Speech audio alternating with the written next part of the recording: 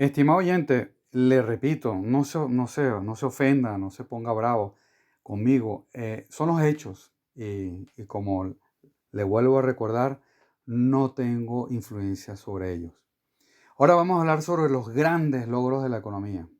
Asumiendo el poder, Trump lanza su propia criptomoneda llamada Trump y Melania, su esposa, la suya, dólar Melania. Es decir, que comienza a hacer negocios personales para su propio peculio, apoyado en su investidura como presidente de los Estados Unidos, otorgado por el pueblo de ese país. Amenaza y retrocede. Y así va con el tema arancelario y otros.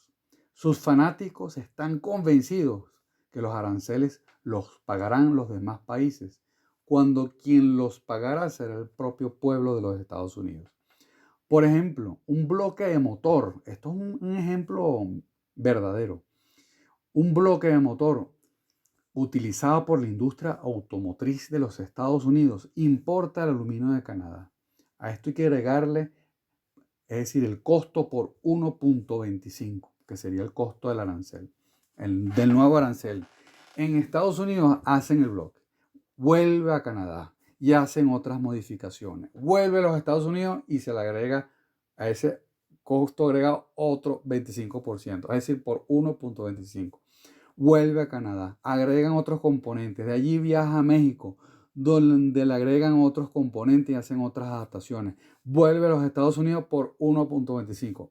Es decir, este artículo tendrá un recargo sobre el costo del producto de 1.25 elevado a la 3, es decir, exponencial, es decir, el costo del producto por 1.25 elevado a la 3, por las nuevas medidas arancelarias. Es decir, una medida totalmente inflacionaria, empobrecedora. La globalización es un hecho. La gente se queja que la globalización es creada por un grupo con fines, etcétera, con fines conspirativos. No, señores, la globalización es un hecho. Eso se dio solo. No fue decretada ni planificada con alevosía con fines ocultos. La globalización es la evolución del capitalismo, a quien le guste y a quien no le guste. Es la respuesta a un mercado más competitivo y liberal. El libre mercado es la doctrina de Milton Friedman, a la quien Milley admira y sigue. La globalización es un hecho antagónico al comunismo. Cada región, sus recursos y su mano de obra ofrece ventajas competitivas. Por eso Ford, General Motors, etcétera, instalaron plantas en México, en Canadá. El mismo Musk, al que los fanáticos de Trump lo tenían en un pedestal y algunos todavía lo siguen teniendo como seguidor de Trump, no como empresario. Bueno, el mismo Musk colocó casi todos sus huevos en China. ¿Crees que montar, te hago esta pregunta, mi estimado oyente, ¿crees que montar y desmontar fábricas automotrices son de la noche a la mañana? ¿Crees que todas estas fábricas se van a mudar mañana mismo a los Estados Unidos por las medidas arancelarias de Trump, cuando se tiene la incertidumbre sobre su comprobada volatilidad de su conducta, con sus acostumbradas pausas y arremetidas? Ese estira y encoge que en muchos casos ocurre en menos de 24 horas. No se sabe qué pasará cuando Trump deje de ser presidente. No se sabe. Juzgue usted, mi querido oyente. El requisito para firmar un acuerdo de libre comercio con Estados Unidos es adular a la personalidad de Trump. Y esto no lo digo yo, porque bueno, ya ocurrió con el caso con Milley. Desde el punto de vista de los Estados Unidos, no existía ni existe un fuerte motivo para ese tratado Argentina-Estados Unidos. Pero sí lo existe entre Canadá, México y Estados Unidos. Canadá es su principal socio comercial, es el principal cliente de los Estados Unidos, por encima de China, Japón y varios países juntos.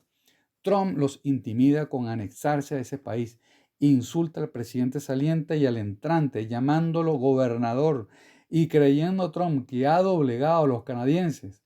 Fueron los estados rojos, es decir, aquellos estados que son republicanos hasta los tuétanos, los doblegados, cuando les clavaron en respuesta aranceles a los productos agrícolas y a los licores de Estados Unidos, donde Canadá como cliente representa el 40% del mercado de esos estados rojos.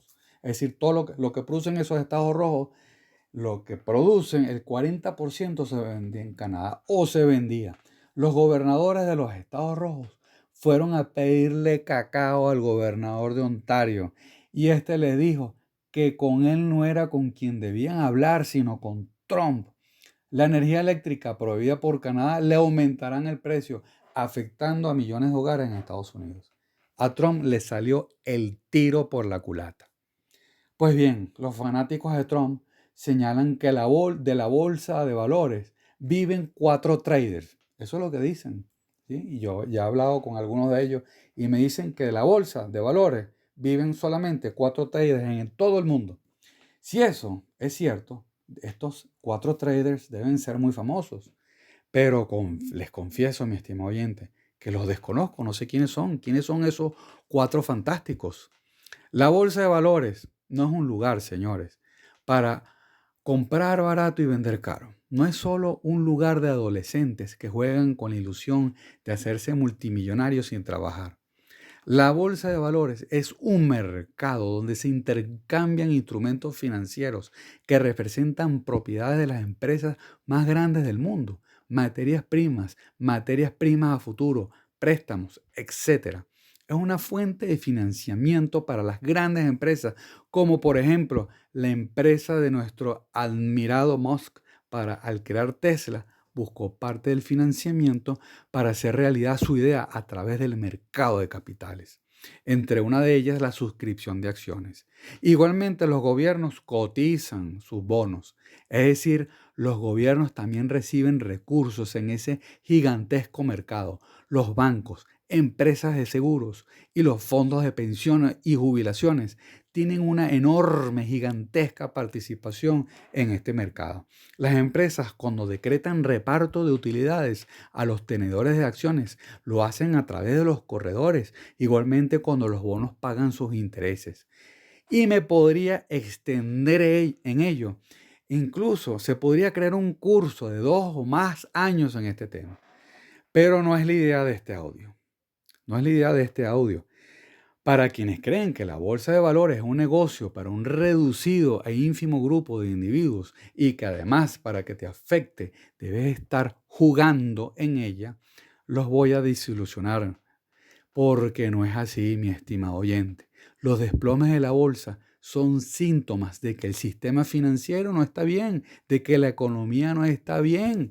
Los fondos de retiro y jubilados no podrán pagar a los viejitos. El seguro se quedó sin plata para pagar una cirugía de vida o muerte. Y tu empleo, aunque usted no crea, depende de un hilo. La banca no es la única que puede proveer financiamiento. Posiblemente la empresa donde trabajas ha lanzado recientemente acciones o bonos al mercado de capitales para obtener financiamiento, o quizás la empresa donde trabajas tiene inversiones en el mercado de capitales. Musk suscribió acciones en la bolsa, obtuvo millones de dólares de millones de personas, quizás como tú y como yo, y de grandes inversionistas también, como los fondos de jubilación y pensiones, los seguros, y con ese dinero, con préstamos bancarios y el propio capital de Musk, montó sus fábricas. A medida que sus vehículos iban ganando reputación, los tenedores de esos valores se beneficiaron brindando directa e indirectamente bienestar a millones de personas. Eso es solo Tesla, sin contar la larga lista de empresas y estados que participan en los mercados de valores y que generan impuestos para los estados donde se coticen los valores. Todas las empresas están dentro de la globalización de los mercados. Una parte se hace en tal país, otra en otro lugar, un servicio se brinda en otro, pero al aumentarle el costo de alguno de esos procesos o bienes, que en algunos casos es exponencial, como ya vimos, y en algunos casos es la negación del bien, como es el caso que se está ocurriendo con China, con esa subida eh, exagerada por encima del 100% y que se está hablando de un 400%. eso no sabremos si se va a llegar, pues colapsa el sistema financiero y el desplome de las bolsas en el mundo. De modo que la bolsa no es un juego de cuatro traders. Discúlpeme que lo desilusione, mi estimado oyente. El presidente de la Reserva Federal, Jerome Powell, venía controlando la inflación, pero ya no la tiene fácil. Este señor ya no la tiene fácil con las medidas inflacionarias de Trump. Ya a Trump le ha faltado el respeto a este señor, llamándolo casi que inepto, a un hombre respetable de larga trayectoria. Y hay que recordar que el mismo Trump fue el que lo nombró. Si se llegasen a aplicar los aranceles, puede revertirse en una estanflación en los Estados Unidos. Después de Adolfo Hitler, nunca se había visto que un solo individuo pusiera en jaque el sistema financiero mundial y más aún, o mejor dicho, peor aún el de su propio país. Durante su campaña presidencial se jactó, y eso está documentado, en decir que Wall Street lo amaba, que la bolsa reaccionaría positivamente bajo un mandato suyo. Está documentado y lo dio en varias ocasiones. Con los sucesos recientes se le preguntó sobre el tema y dijo que nunca está pendiente de la bolsa. Y más reciente, que la bolsa reaccionó positivamente ante sus épicas decisiones, es decir, sus pausas de las imposiciones de aranceles. En orden cronológico, castiga a la Unión Europea con un 25%. La Unión Europea, para no escalar el conflicto, lo reduce a cero a los productos provenientes de los Estados Unidos.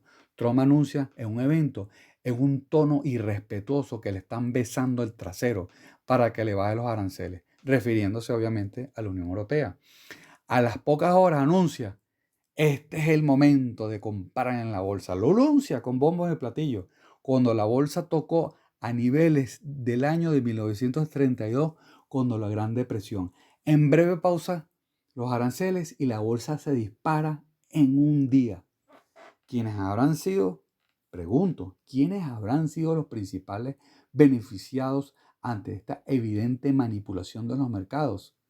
Pues según las leyes de los Estados Unidos, la manipulación de los precios bursátiles es un delito. Juzgue usted, mi querido oyente.